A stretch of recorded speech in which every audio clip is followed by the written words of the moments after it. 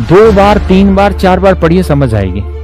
पता है, मैं तो सरकारी स्कूल में पढ़ा था अपने गांव में, ठीक है। बाद में दिल्ली आए हम तो ट्रेन पकड़ पकड़ के।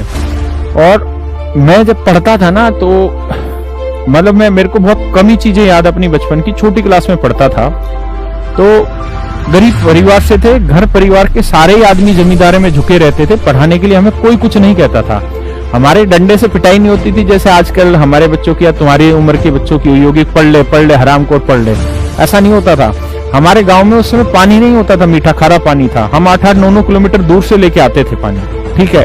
उस समय घर वाले पढ़ने की नहीं कहते थे, उस समय कहते जा खेत में पानी बढ़ाया, पुराने काम। छोटे छोटे बच्चे थे हम, 4-4 5-5 6-6 साल के, तब भी से हम काम करने लग गए थे, हमें कोई नहीं कहता था।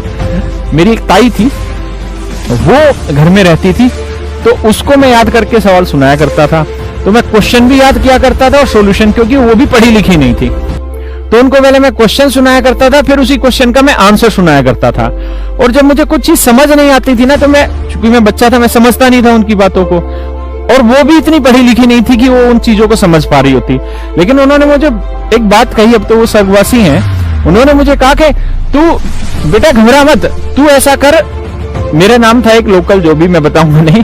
उन्होंने कहा तू घबरा मत, तू यूं कर, सवाल को 2-3 बार पढ़ते रहे, अपने आप समझ में आ जाएगा। भैया बहुत छोटी उम्र की बात है, जब मैं होगा 7-8 साल का हूँ तब की बातें हैं। और उनको ना क्वेश्चन क्यों पता था, ना उनको आंसर का पता था। मैं खुद ही क्वेश्चन सुनाता था, फिर उसी का खुद ही सोल्यूशन सुनाता था। और तब उन्होंने मुझे ये बात कही कि क्वेश्चन को 2 बार 3 बार 4 बार पढ़, अपने आप उत्तर बता देगा। जो अनपढ़ थी उन्होंने मुझे ये बात बताई, और मैंने जीवन में हर जगह ये चीज फॉलो की है। आप चीजों को 2 बार 3 बार 4 बार पढ़िए, अपने आप उसका उत्तर समझ आ जाएगा।